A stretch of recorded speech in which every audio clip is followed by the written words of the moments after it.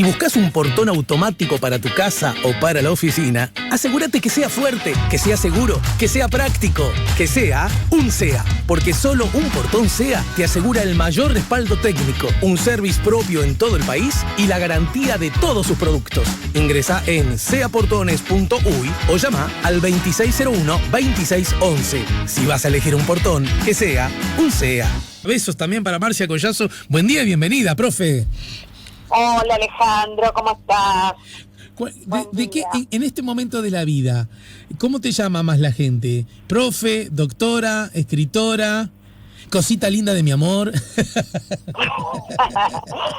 No sé, creo que profe y escritora, ¿no? Ahí está. Por ahí va la cosa más que nada. Inclusive, mirá, ayer justamente tuve una linda anécdota, tengo para contarte, un ex alumno del IPA que me escriben cada tanto, ¿no? Aparecen, viste, por la vida, por los caminos de la vida.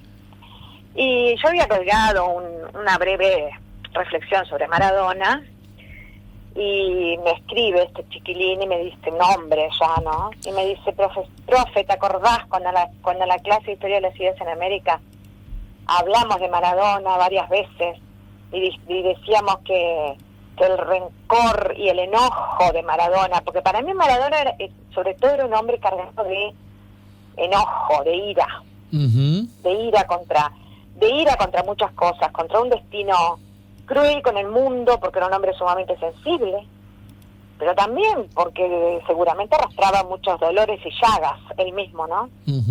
Y me decía, ¿te acordás cuando decíamos que la ira y el enojo de Maradona era la ira y el enojo de América Latina, ¿no? De sus clases populares. Mirá qué interesante. Sí, y lo recordó, ¿te das cuenta? Y este muchacho fue alumno mío hace como 10 años. Ah, bueno, pero esto es algo que yo lo entiendo perfectamente, porque en mí habitan ya no solo grandes enseñanzas o grandes conceptos, oraciones casi textuales de maestros y profesores que me han regalado tanto. Y también, para ser justos y no hacer demagogia, Marcia querida, y también oraciones y conceptos textuales dignos de ser rebatidos y algunos verdaderamente espantosos también, ¿no? Ay, sí, tendríamos un rosario tenemos. Y bueno, y somos eso, la construcción de lo que nos rodea, ¿no? Sí, totalmente, pero bueno. Entonces, hablando de la construcción de lo que nos rodea y de lo que somos, yo pensé en irnos un poco más atrás hoy. Estábamos hablando del clivaje del 900, ¿no? Es cierto, sí. Cómo se empieza a introducir ese concepto de civilización, entre comillas, en nuestra sociedad. Pero me gustó irme un poquito más para atrás a lo que nuestros historiadores, sobre todo Barrán, llama la cultura bárbara. Y Barrán lo ubica de 1800 a 1870, la cultura bárbara. Ahí a grosso modo, por supuesto, ¿no? Porque habría que preguntarse qué había antes de eso también. Y entonces, a mí lo que me gustó para traer hoy es la libertad física de los de abajo, ¿no? Mira. Qué interesante, ¿no? La libertad física de los de abajo. ¿Quiénes son los de abajo? Los de abajo son el gran pueblo, que sigue siendo, porque mirá que hay cosas que son distintas, pero hay cosas que se mantienen. Y ese gran pueblo de los de abajo, que sumaría, sin exagerar, el 90% de la población, de nuestra campaña sobre todo, era el gaucho, y el gaucho era una entidad, era un ser, el habitante de nuestras campañas, era un ser que tenía toda la sangre, tenía todas las culturas, tenía todas las identidades que se estaban forjando, ¿no? Que estaban en semilla.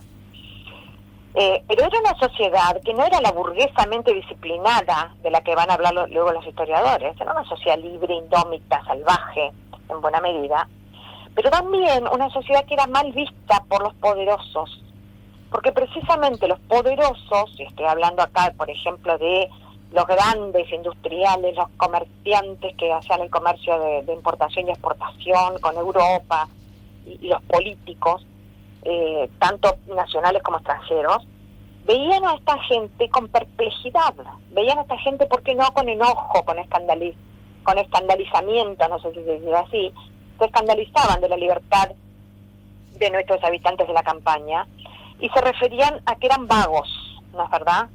Los pobres, no podía ser que los pobres vivieran tan bien, no podía ser que los pobres se dieran el lujo de muchas veces no trabajar para ganarse el sustento. Uh-huh. Entonces, y tenemos muchísimas crónicas, yo te voy a mencionar algunas. Para empezar, bueno, por supuesto, ¿de qué vivía la gente? De la carne, básicamente. El Uruguay ya se contaba hacia 1860, fíjate qué época, se contaba entre los países de dieta carnívora más alta y además monótona del mundo. Comíamos carne y después comíamos carne y para terminar comíamos carne. ¿No? Casi medio kilo por día y por habitante.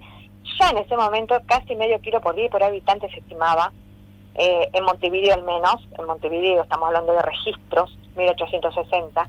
Te podrás imaginar lo que sería en campaña.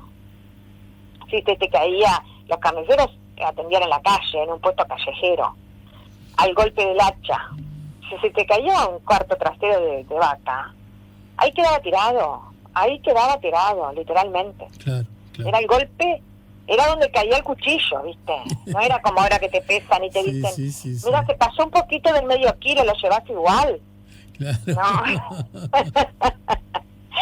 Bueno, ¿y qué tipo de sociedad puede esperarse de ese marco económico? Esa es la pregunta, ¿verdad? La abundancia de la carne era por su baratura extrema, pero además facilitaba la vida de esta gente, de los sectores populares, y no los forzaba a cumplir con esa especie de maldición bíblica de que ganarás el pan con el sudor de tu frente, ¿no? Acá la verdad es que el sudor de la frente más bien se limitaba a zafras, a trabajos zafrales, ¿no? Y ya te voy a citar un conocido nuestro. Cuando el grito de Asensio de 1811, tú te acordarás del grito de Asensio. Sí, claro. El primero de los acontecimientos patrióticos, históricos, libertadores, ¿no? Claro, el primero de todos, porque después el gran acontecimiento que vino enseguida fue la proclama de Mercedes, que oficializó la revolución, ¿verdad? La de José Artigas. Pero el grito de Asensio fue un movimiento espontáneo y popular. Sí, pará, ayúdame, mirá que me estás agarrando en el aire, tengo la computadora prendida, pero ni llegué al teclado. ¿No estaba Benavides ahí? Claro, exacto, estaba Venancio Benavides y Pedro Viera. Ahí va. Y Venancio Benavides era un gaucho, a pesar de que va a pasar a ser uno de los héroes del grito de Asensio. Venancio Benavides hasta determinado momento, en el año 1805, es decir, 6 años antes del grito de Asensio, fue apresado por contrabando. Interrogado en el sumario sobre de qué vivía, dijo que cuando no tenía una camisa, se conchavaba para comprarla y después se paseaba. Ajá. Imagínate. Cuando no tengo una camisa, ¿qué trabajo para comprármela? Cuando me la pude comprar, me paseo. Entonces, te está mostrando muy claramente un modus vivendi bastante característico y bastante extendido en la época, que era el de vivir de zafras, conchavarse, como le llamaban ellos, para parar la olla, pero por favor, ni olla tenían, yo creo, ¿no? Tendrían como mucho las famosas trévedes, que eran como una especie de parrillerito a la antigua. Uh-huh. Y si no, era muy sencillo, el propio José Artigas llegó a comer así durante toda su vida de blandengue y de contrabandista. Hacías el fogón, revolcabas el gran churrasco sobre las brasas y te lo comías, era así de sencillo. Pero a usted no le gustaban las clases altas y a las clases de los poderosos. Y entonces, por ejemplo, dijo en un momento dado el gobernador de Montevideo, José de Bustamante, dice en el año 1800, el pobre no puede hallarse en este país en la triste situación de faltarle el alimento de la carne. Esta verdad es patente. Dice, y cuando le falta, que es muy raro, uh-huh, aparece la generosidad de los vecinos, los dueños de los mataderos inmediatos y aún los mismos abastecedores de carne que dan este alimento a los pobres siempre que ocurren a pedirlo. Ubicanos otra vez en el tiempo, en la línea del tiempo, todo esto que estás contando. Esto es de 1800, lo que acabo de decir. Uh-huh. O sea que cuando te encontrabas con esa extraña situación de un pobre, de un necesitado que no tenía carne, de inmediato se la daban. Pero además yo me acuerdo de un cuento de Morosoli, de la cabeza de vaca, de la cabeza de vaca, un cuento de Morosoli, que van los niños todos los días al matadero a pedir una cabeza de vaca. Y se las dan. Y resulta que la cabeza de vaca era un pero muy buen alimento. Porque sacaban de todo de la cabeza de la vaca. También salía mucha carne, ojo, ¿eh? Sí. No, y además para caldos y sopas, ¿no? Pero ni hablar, para caldos y sopas, los sesos. Ese cuento de Morosoli, mirá que es maravilloso, ¿eh? Bueno, y entonces, ¿qué pasaba? Existía lo que se llamaba la vagancia, ¿no? Porque, ¿qué pasa? Los no propietarios, que eran la inmensa mayoría de la población, vivían de esta manera. Entonces la gran pregunta era cómo disciplinarlos y obligarlos a servir, ¿no? ¿Por qué es difícil disciplinarlos? Porque son jinetes, porque tienen excelentísimos caballos, porque están armados y porque el alimento o se los regalan o lo toman. Y por lo tanto, y acá quiero hacer una primera conclusión, los sectores dominantes verdaderamente, y lo vas a encontrar en las fuentes escritas de los siglos XVIII y XIX, juzgaron con odio y desprecio estos rasgos que sin embargo no podían desterrar. Entendido. Y después, por ejemplo, Florencio Varela, un periodista un periodista unitario de 1834, es uno de los tantos porteños, uno de los tantos porteños que se exilian en Montevideo cuando la tiranía de Juan Manuel de Rosas, que era federal. Florencio Varela, un hombre brillante, un brillante periodista que muere asesinado muy poco tiempo después, y se dice que por secuaces de Oribe, que por secuaces de Manuel Oribe, que lo asesinan en plena calle. Pero bueno, también Florencio Varela se pide sobre este tema y dice: son más bien perezosos que activos, conocen poquísimas necesidades, se afanan poco por adquirir los medios de satisfacerlas, se contentan con ganar lo necesario y jamás piensan en atesorar, ni siquiera cuando tienen hijos. Claro, también estamos hablando, fíjense, de 1800 a 1860 más o menos, que es cuando situamos el meollo de la cultura bárbara. También estamos hablando de una Europa que mira todo esto y que se asombra y que se escandaliza, porque es una Europa industrializada. Es una Europa que está acostumbrada a servirse de sus propios ciudadanos como carne de cañón para las fábricas, para las industrias. Que no concibe un pobre que no curta las 18 horas diarias. Entonces, claro, entre nosotros, después, por ejemplo, un cónsul británico, precisamente, Thomas Hood, en enero de 1825 va a decir: la clase baja detesta el trabajo y la subordinación. O sea, es lo indómito precisamente. Dice, los gauchos, el mismo cónsul, los gauchos se cuentan quizás entre los seres más independientes del mundo.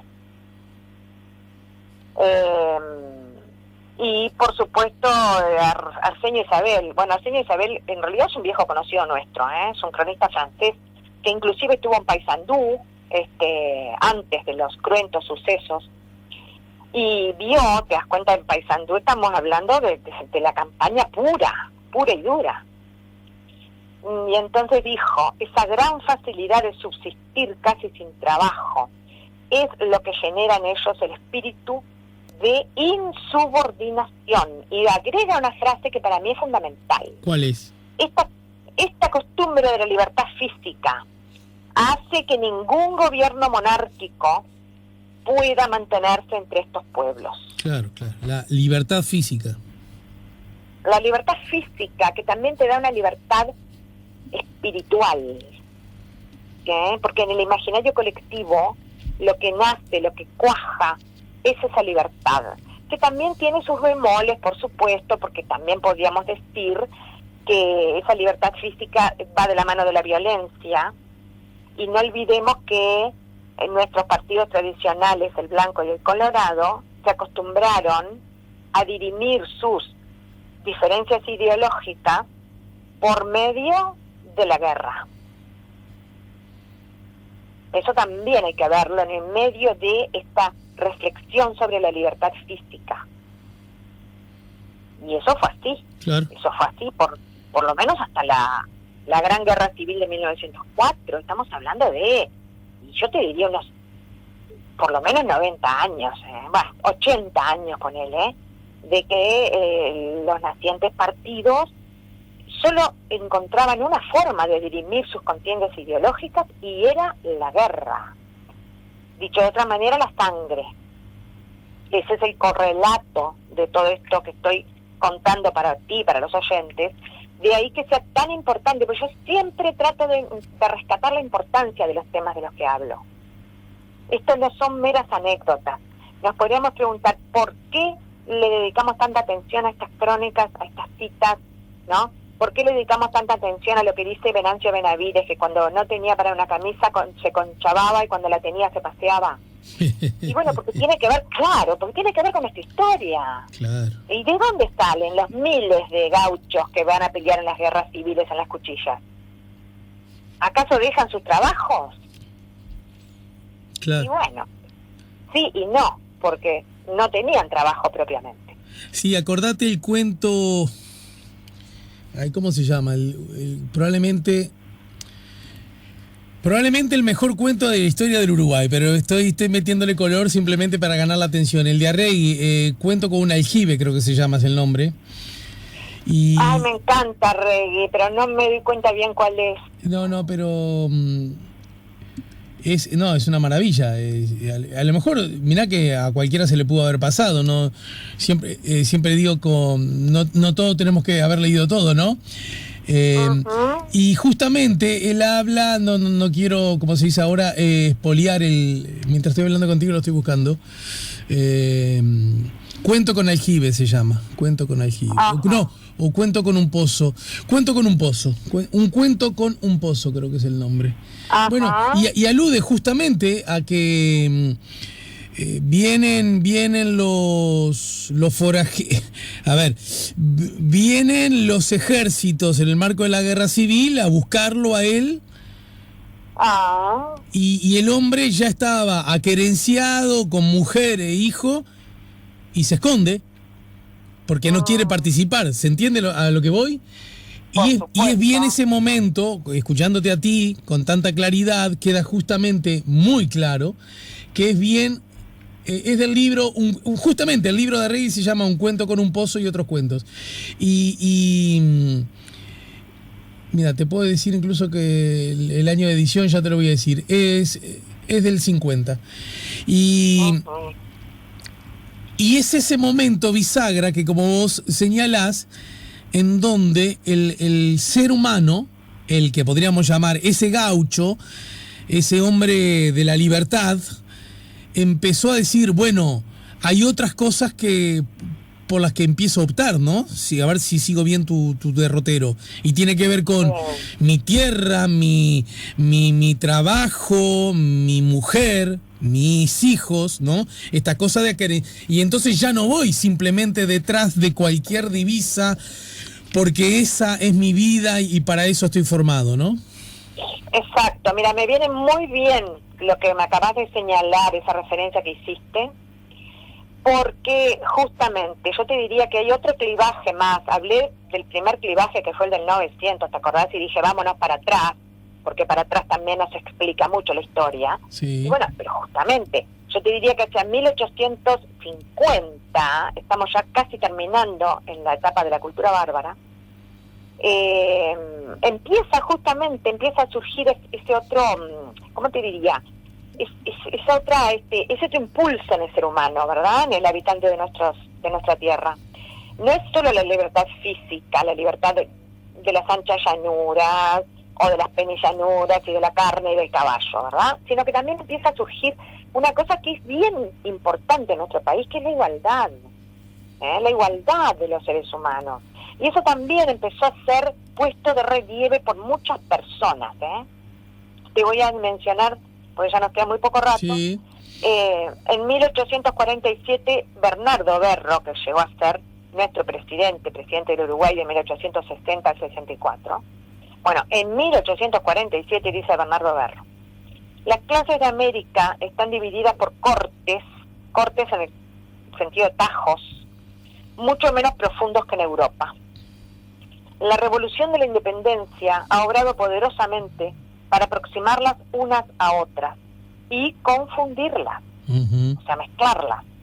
Y esto es de tal suerte que en parte ninguna del mundo habrá mayor comunicación entre esas clases, ni más fácil y frecuente paso de sus individuos de una en otra. Claro. Y luego termina diciendo: en América no se puede decir como en Europa, este vivirá en el desierto, este siempre vestirá el traje campesino, este otro no se despojará jamás de su frac. Y eso no se puede decir entre nosotros. Bueno, muy bien. Muchas gracias, Marcia. Gracias por contribuir a abrir esas puertitas, esas rendijas de la historia que nos permiten, en algunos casos, recordar cosas que ya habíamos olvidado. En otros casos, aprender cosas que nunca habíamos aprendido. Y en otros casos, mirar con nuevos ojos aquello sobre lo cual creíamos saberlo todo. Así mismo, Alejandro. Gracias, Marcia. Buen fin de semana.